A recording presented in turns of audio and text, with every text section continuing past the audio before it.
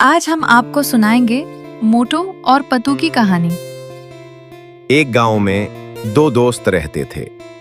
एक का नाम मोटू और दूसरा पतलू।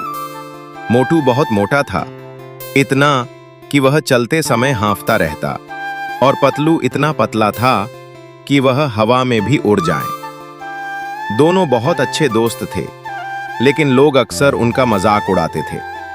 कोई कहता, देखो एक हाथी और एक चींटी साथ चल रहे हैं, तो कोई हंसकर बोलता, अरे भाई ये तो वजन का संतुलन ही बिगाड़ देंगे। लेकिन किसी की बातों की मोटू और पतलू ने परवाह नहीं की। वे साथ खेलते, खाते और मिलकर काम करते।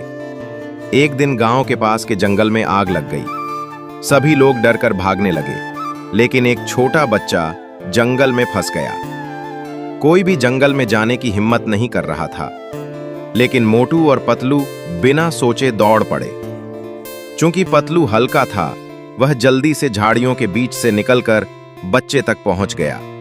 मोटू ने पेड़ों को धक्का देकर रास्ता बनाया, ताकि पतलू बच्चे को सुरक्षित बाहर ला सके।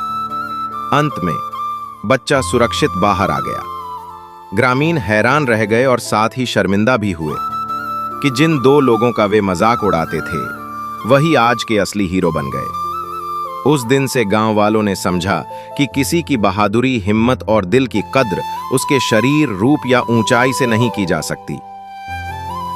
कहानी अच्छी लगी हो तो लाइक और चैनल को सब्सक्राइब कर देना। शुक्रिया।